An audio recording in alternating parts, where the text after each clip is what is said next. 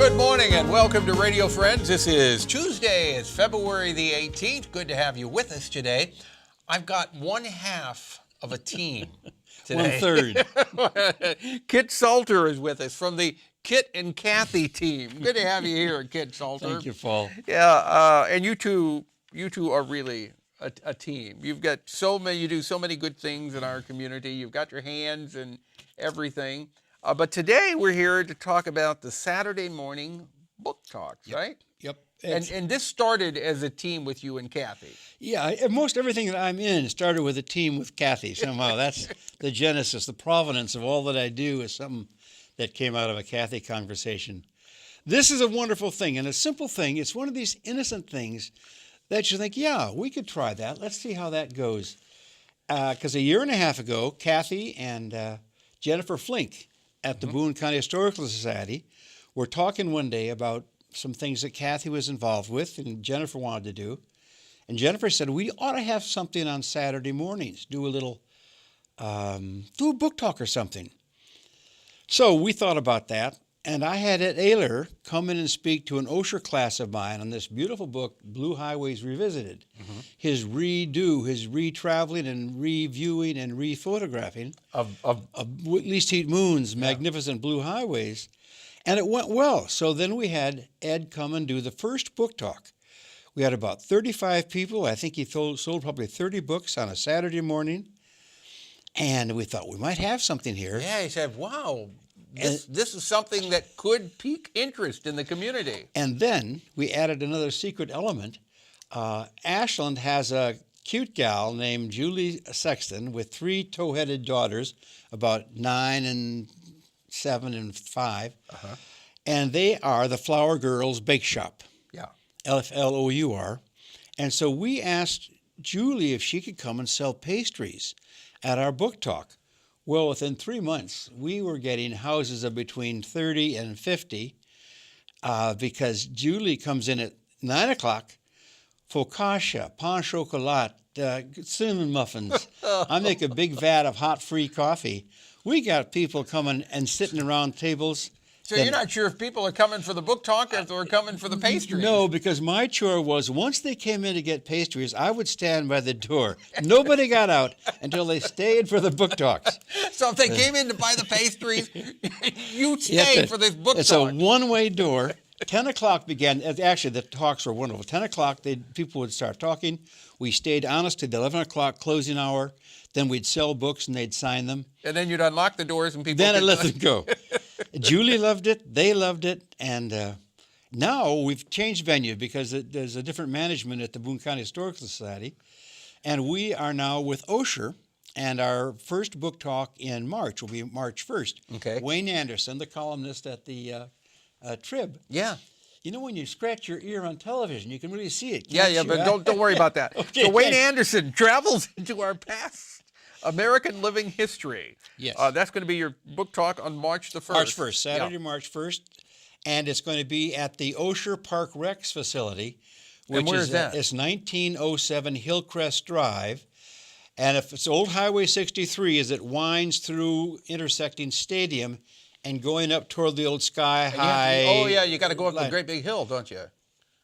We don't say that in snowy weather. We would never say that.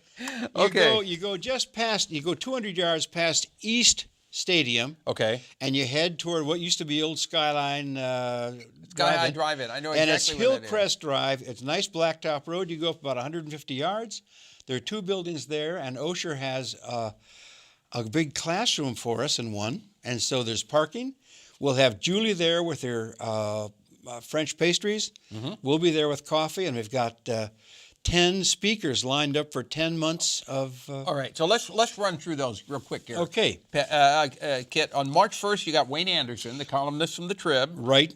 Travels into our past. And then on April the 5th, you have... We have a big time. This is Laura McHugh. Laura McHugh is one of these amazing stories about Boone County authors.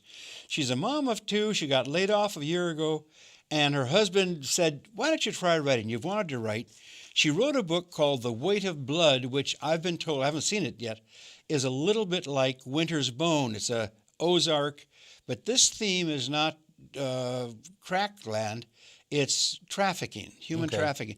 She put it out into what they call a query search to see if any publisher was interested. Random House allegedly bought it overnight. Random House is publishing the book. They've had her in San Francisco. They've had her in New York. So on March 15th, they're having the big launch at the Tiger Hotel. Okay. Then we'll get her when she's polished and smooth on April 5th. April 5th. Then on May 3rd, you got Gladys Swan, who's both an artist and a wonderful writer, short story writer. Okay. And she's doing 2 different books. June 7. June 7 is Walter Bargan. He's the first ever poet laureate for Missouri. July 12. And Brian Haynes lives in St. Albans. He's the only non-Boone County. And he's got a beautiful book on new regionalism. It's an artist's work that is magnificent. And then we've got J.D. Robinson, who is the man who's driven every roadway in Missouri. All the county roads have been covered by... He's driven every roadway? Every roadway. Trogdon went through 3,000 counties in his life to cover the U.S. Robinson has gone through all of Missouri, paved and graveled roadways. Every roadway? Well, he says, I'm worried about the adjective. Every roadway must be a zillion miles if you count gravel. But he says every road that's a road, that'll do it. Okay. He's driven on and written about it. And you know, we're really fortunate. When you say gravel roads, I live around many gravel roads, and there are wonderful things to discover on those gravel roads. Yeah. Much more so than on the paved roads. Less good to discover them in the winter than in the summer. All right. That's true. All right, September. James Austin is a brilliant guy. James Austin's a 90-year-old guy who looks about 45. He's done 6 books through MIT Press, and he's going to talk about several on Zen Brain Horizons. Okay, and we're almost out of time, Kid, so Dina October 4th. Mukherjee is coming and biting through the skin, a magnificent writer. She's Missouri Press writer. And then Dan Vetz is doing a Walt Disney Missouri, which is a special book that we ought to love. And finally, Marlene Lee. This is her 2nd book in our series, Limestone Wall. So you've gone the whole year. You got the whole year worked out here. We're booked halfway into 2015. Okay. Well, the next one is March the 1st with Wayne Anderson. Everybody is invited to attend. If you have questions, here, the phone number, or no, you can email Kit at kitscapes@me, oh, I like that, at me.com. That's a Mac. Okay.